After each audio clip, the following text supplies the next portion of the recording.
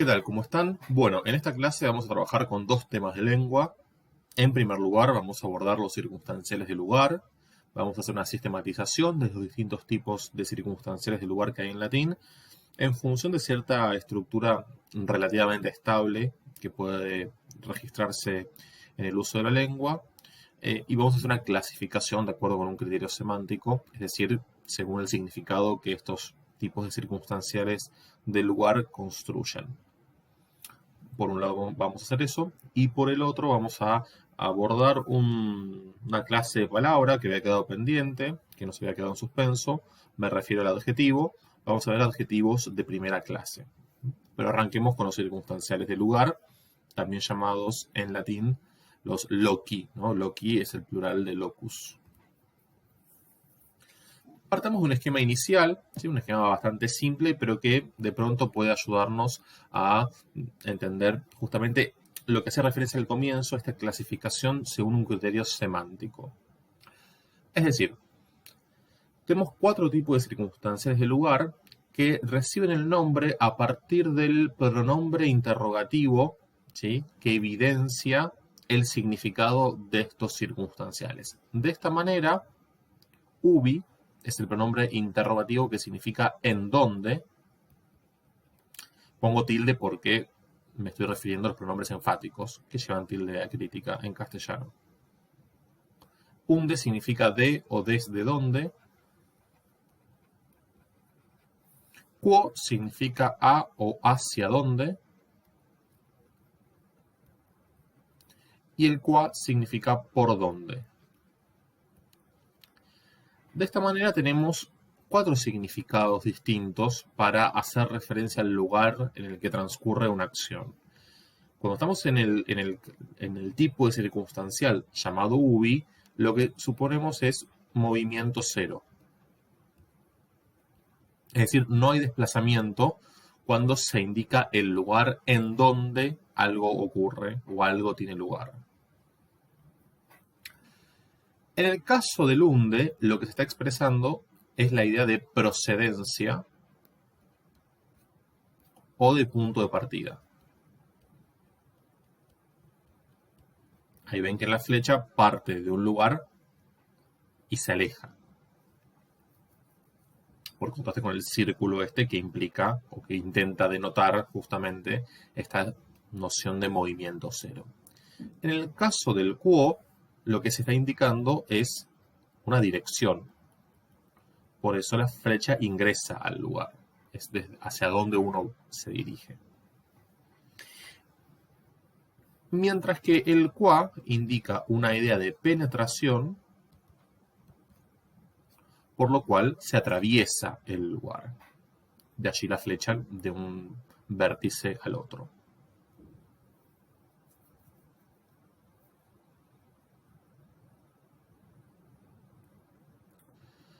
Ahora bien, vamos a unas consideraciones generales respecto de todos estos circunstanciales antes de estudiar cada uno por separado.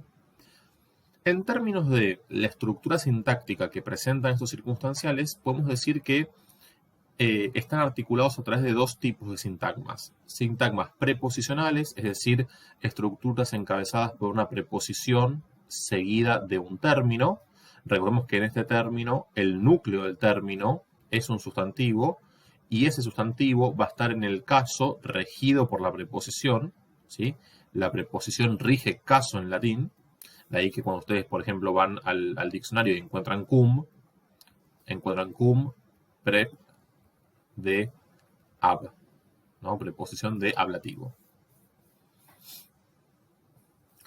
O sintagmas nominales, ¿sí? Es decir, estructuras que no están encabezadas por una preposición, sino que directamente tienen un núcleo sustantivo en un caso determinado. El caso que puede expresar la función sintáctica circunstancial, nosotros ya hemos visto que es el circunstancial, que es el caso ablativo. Vamos a ver ahora que si bien lo habíamos adelantado en aquel cuadro básico respecto del uso de los casos, vamos a sistematizar ahora que el acusativo también es uno de los casos que, además de objeto directo, puede funcionar como circunstancial. Y ahora vamos a ver con qué significado. Otra regla o consideración general respecto de los circunstanciales tiene que ver con los lugares que se conocen como lugares menores, ¿sí? Entonces, los nombres propios de ciudades e islas pequeñas que se conocen en las gramáticas tradicionales como nombres propios de lugar menor, y los sustantivos comunes domus y rus, domus significa casa, rus campo, van sin preposición. Yo hablaba recién de estos dos casos que de manera saliente pueden utilizarse como o con la función de circunstancial. Bien. El acusativo, digamos que lo que expresa es la extensión. Este es el primer valor que tiene el acusativo, ¿sí? La extensión en el tiempo o en el espacio. Lógicamente, cuando hablamos de circunstanciales de lugar, nos referimos a la extensión en el espacio, ¿sí? De ahí que puedas, vamos a ver qué matices adquiere esta extensión en el espacio. En cuanto al ablativo, digamos que el primer valor del ablativo es el valor separativo, ¿sí? Y por eso vamos a ver que después puede funcionar como o para expresar procedencia, punto de partida, porque implica separarse, ¿no? Alejarse de un lugar. El ablativo absorbe además un valor que es propio de otro caso, que es un antiguo caso en la lengua, que es el caso locativo. Ustedes saben que el latín tiene 6 casos, ¿sí? Pero que en indoeuropeo había 8 casos. Había 8 casos, o hay 8 casos en indoeuropeo. Digo hay porque es una protolengua, ¿no? No es una lengua de la que haya un testimonio escrito, sino que es una protolengua reconstruida. Se postulan en esa protolengua 8 casos porque en sánscrito hay 8 casos, ¿sí? Además de los 6 casos que ustedes conocen a partir del latín, hay 2 casos más que son el instrumental y el locativo, ¿sí? Así se forman los 8 casos, ¿sí? En indoeuropeo. Estos 2 casos son absorbidos en latín, son absorbidos por el caso ablativo. El ablativo absorbe el valor instrumental, con qué se realiza una acción, y el valor locativo, en dónde se realiza una acción. Pero quedó un rastro de ese antiguo locativo, quedó un sedimento en primera y segunda declinación, sobre todo. Vamos a ver ahora los ejemplos.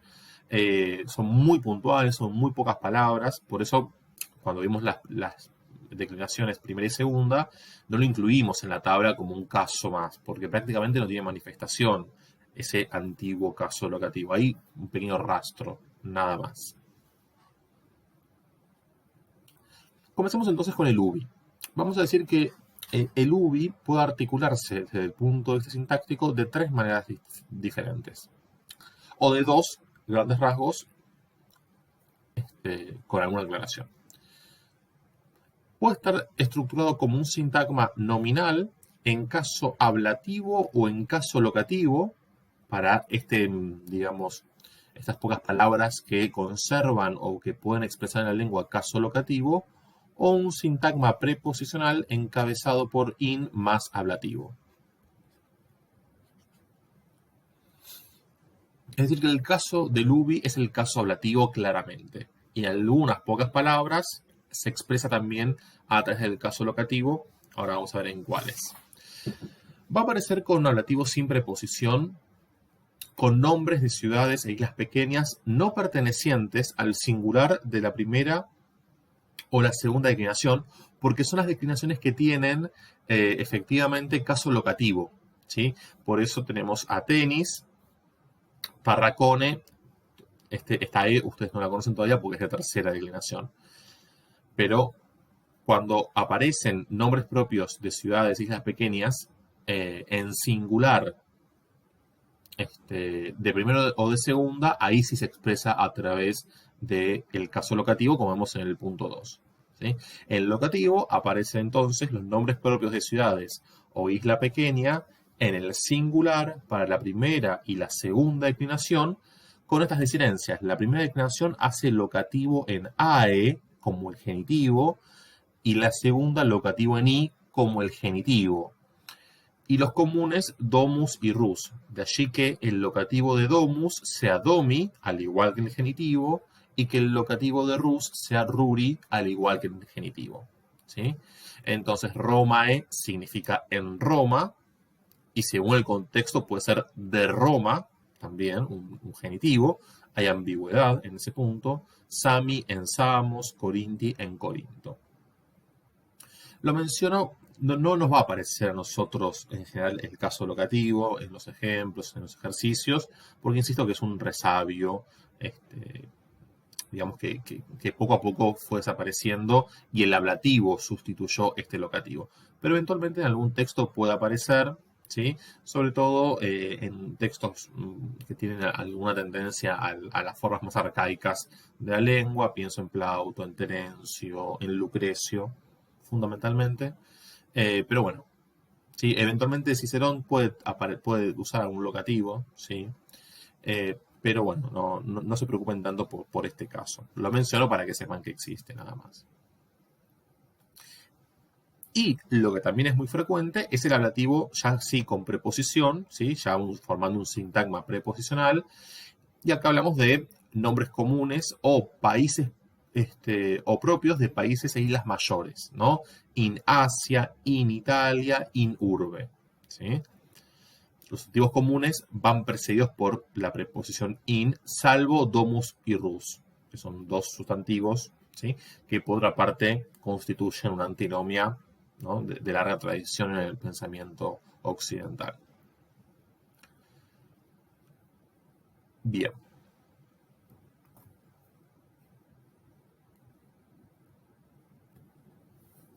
El unde es un circunstancial que expresa punto de partida, decíamos recién, o procedencia. Podemos tener dos estructuras posibles para el unde: un sintagma preposicional encabezado por la preposición e o ex, a o ab. A ver, e y ex es la misma preposición, solo que se utiliza la x, se agrega la consonante doble cuando la siguiente palabra empieza con vocal, y si la siguiente palabra empieza con consonante, la vocal sola e. El mismo criterio rige para a o ab. Más ablativo, o un sintagma nominal con ablativo, obviamente sin preposición. El criterio, ¿sí? Es el mismo que establecíamos recién. Hay una tendencia por la cual los nombres propios de ciudades e islas menores aparecen, digamos, sin preposición, junto con los sustantivos comunes domus y rus, y el resto a o ab, e o ex, ¿sí? Redeo Atenis es vuelvo de Atenas, venio ex urbe o ex Italia es vengo de la ciudad, vengo de Italia. Ahora bien, hay una diferencia, ¿sí? Entre usar una preposición u otra desde el punto de vista semántico que no se puede trasladar al castellano y tiene que ver con un matiz, con un nivel de sutileza propio del latín, ¿sí? Cuando se utiliza la preposición ex o e, lo que se señala es que el punto de partida se lo considera desde el interior del lugar, ¿sí? Si volvemos a nuestro esquema del comienzo, ¿sí? Cuando se usa e o ex, lo que se quiere decir es que se sale desde acá, desde adentro. Mientras que cuando se usa a o ab, se quiere connotar que el punto de partida es el límite o el punto extremo de ese lugar. Esto que, digamos, si se usa una preposición u otra, indica esta diferencia semántica. La procedencia o el punto de partida es un significado transversal a una u otra preposición, pero está esta sutileza. Si uno lo quisiera traducir al castellano o, digamos, trasladar al castellano, es muy difícil. Habría que decir desde el interior de, desde adentro de, y queda una frase demasiado extensa. Al castellano, digamos, la convención o el uso hace que se traslade una y otra preposición del mismo modo, con de o desde. Pero bueno, entendamos que hay digamos, un matiz adicional en cuanto al uso de estas preposiciones.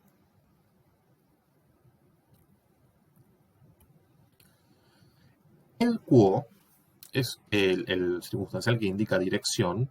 También se va a construir de dos maneras, con un sintagma preposicional, a través de la preposición in o ad, más ahora sí acusativo. Justamente, digamos, nosotros decíamos que el significado básico del acusativo es la extensión en el espacio. A partir de allí, la idea de dirección, justamente. O con un sintagma nominal con acusativo sin preposición.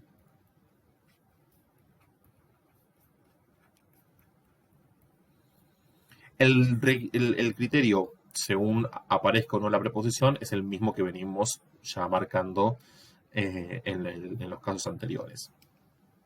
Ahora, fíjense que nuevamente se produce una diferencia en cuando tenemos dos alternativas en cuanto al uso de las preposiciones. In indica entrada efectiva en el lugar, ¿sí? Ingreso, penetración en el lugar, mientras que ad lo que indica es aproximación, ir hasta la orilla de. ¿Sí? Esa sería la gran diferencia entre una y otra preposición, un poco aplicando en espejo el mismo criterio que con el unde. ¿Sí? Si in implica el ingreso efectivo, ¿sí? Ad implica aproximarse, pero no entrar, no ingresar. Esa sería la diferencia. Del mismo modo que decíamos en el caso del unde, es muy difícil trasladar esta sutileza al castellano y cuando uno lo quiere hacer tiene que agregar una expresión demasiado perifrástica y decir, como veíamos en el ejemplo de Venerunt ad rivum, ¿sí? Vinieron a la orilla del río. Bueno, es una traducción demasiado larga, digamos. ¿Sí? En definitiva, se traduce del mismo modo una u otra preposición en general, pero bueno, sepamos que existe este matiz. Y por último tenemos el qua, que se puede construir también de dos maneras. Se puede construir con la preposición per más acusativo, ¿sí? Formando un sintagma preposicional, pero cuando funciona sin preposición va a aparecer el caso acusativo. Perdón, el ablativo quería decir. Por eso el pero. No el acusativo sin preposición. Porque hay algunos sustantivos, como tierra, mar, puente, etcétera, que la lengua los concibe como lugares hechos a propósito para pasar por ellos, ¿sí? Tienden a ir directamente en ablativo, ¿sí? No con per más acusativo. Esto igual es una tendencia, ¿no? Pero sí se evidencia que este sentido del qua expresado con ablativo es muy frecuente en la poesía augustal. En el periodo de Augusto, la estructura de per más acusativo de alguna manera empieza a quedar en desuso y se privilegia la estructura de ablativo solo con valor de qua. ¿Sí? Tenemos un ejemplo de uno y otra modalidad u otro modo de estructurar este circunstancial, ¿no? Per Italiam iter feci, ¿sí? Marché a través de Italia. Hay una locución verbal latina, ¿no? Iter facere, que significa literalmente hacer camino, ¿no? Y a partir de ahí marchar, encaminarse. Y Ponte Mulvio, profectus est, partió por el puente, ¿no? Acá, punto Milvio, no, puente. Hay una errata de tipeo. Partió por el puente Milvio. ¿Sí? Entonces, bueno, vemos las dos estructuras posibles, con preposición per más acusativo o ablativo sin preposición.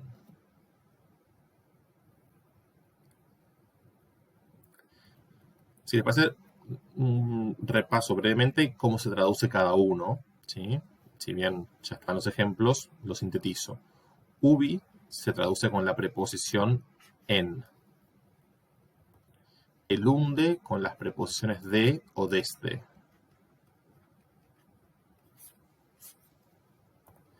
El quo tiene varias en realidad. A o hacia fueron las que vimos recién.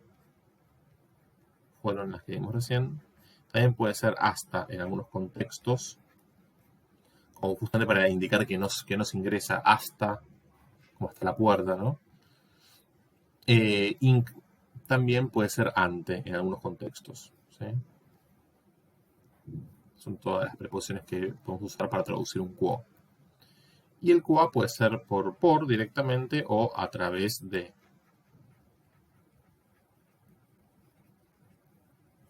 Una locución preposicional.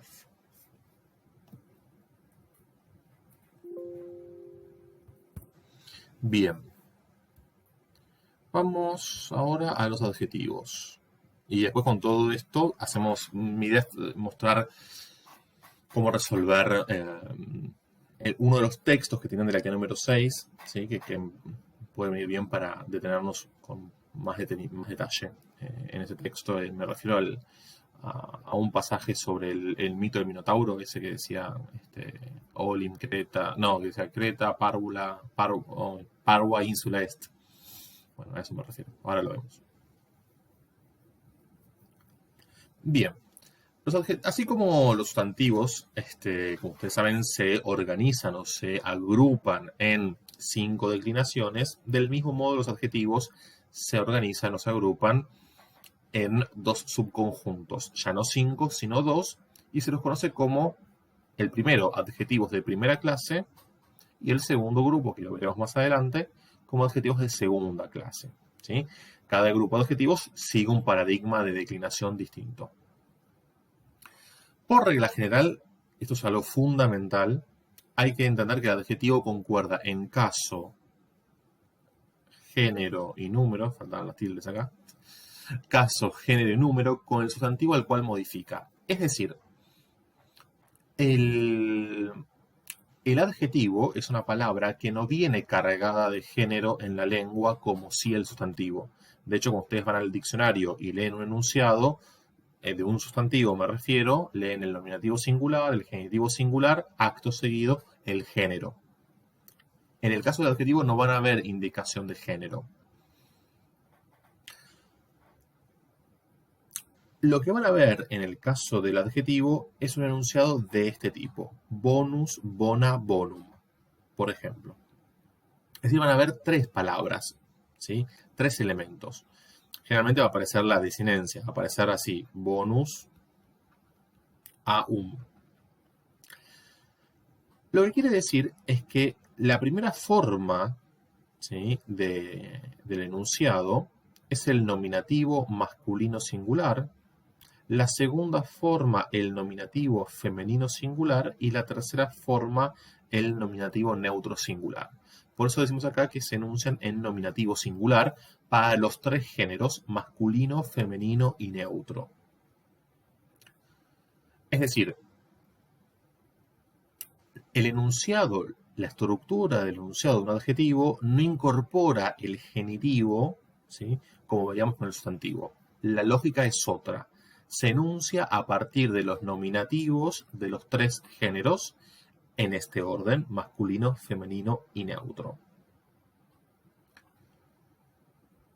El masculino va a declinar por segunda, la segunda declinación que ustedes ya conocen. El femenino va a declinar por primera y el neutro también por segunda.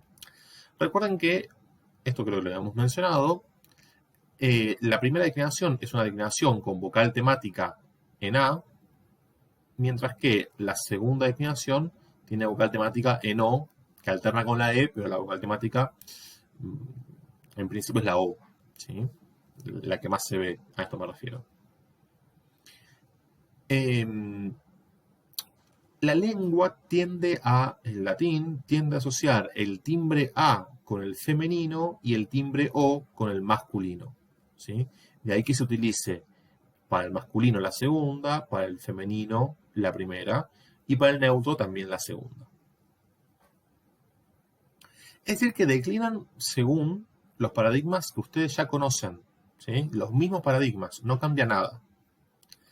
tengan en cuenta que así como pueden tener un enunciado bonus bona bonum con nominativo en us, también puede aparecer el nominativo en er, ¿sí?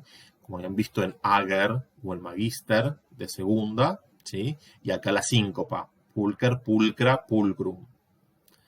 Tener en cuenta eso nada más, ¿sí? Lo que puede variar en cuanto al enunciado del adjetivo es que algunos, la gran mayoría, sea en us y algunos pocos aparezcan en er, ¿sí? Algunos en er van a tener la síncopa a partir de que se va a ver en el enunciado, en el femenino y en el neutro, y otros como tener no tienen síncopa, que son más bien como el modelo de puer, puer, pueri, tener, tenera, tenerum. ¿Sí? Esta E no cae. Cuando hay una síncopa, el enunciado lo expresa así, pulcher, y para el femenino no pone una A, sino pone cra, para demostrar que acá cayó la E. Cracrum. Pulcher, pulcra, pulcrum. ¿Sí?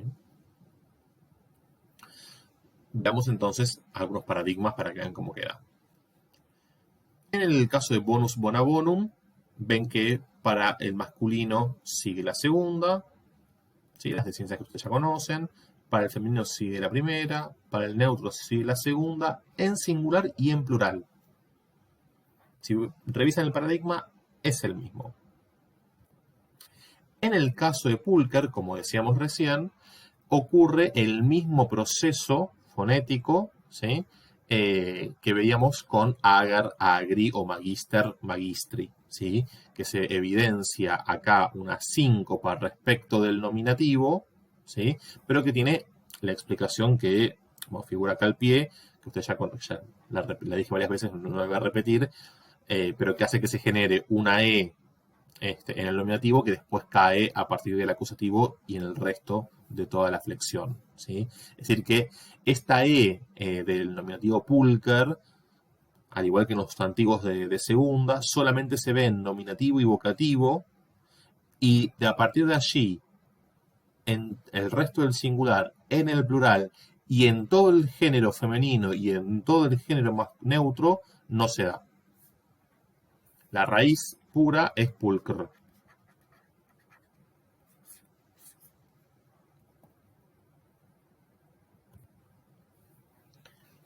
Fíjense qué ocurre cuando tomo un adjetivo y lo declino junto con un sustantivo.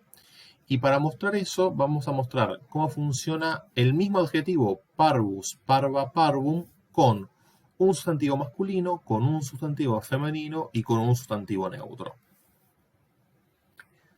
Si yo tengo parvus y lo voy a declinar, perdón, no conjugar, declinar. Se conjugan los verbos, se declinan sustantivos y adjetivos. Y más adelante pronombres, vamos a ver. Si yo tengo que declinar parvus, parva, parvum con anulus, anuli, voy a tomar, yo sé que anus, anuli es de segunda, porque termina en i, y es masculino. Como es masculino, yo tengo que elegir de las tres formas la que corresponde para el género, que es la primera, parvus. Entonces, fíjense que acá va a coincidir parvus, va a declinar por segunda, porque es masculino, porque va por el masculino, y anulus declina por segunda porque hace genitivo en i. Entonces va por segunda también, y van a coincidir las desinencias. Pero coinciden no porque siempre vaya a coincidir. Coincide porque coinciden los paradigmas, ¿sí? Pero la concordancia no necesariamente implica que coincidan las desinencias. Vamos a ver ejemplos en los que no, de hecho. Si yo tomo puela, puelae, es un femenino, va por primera. Pero como es un femenino, voy a parva, que también va por primera. Y también coinciden. ¿Sí? Es decir, estamos viendo ejemplos en los cuales el adjetivo y el sustantivo declinan por la misma declinación, van por el mismo paradigma. Lo mismo pomum, pomi, con parvum, que es neutro. El mismo esquema, no olviden la neutralización en los primeros tres casos del singular y del plural.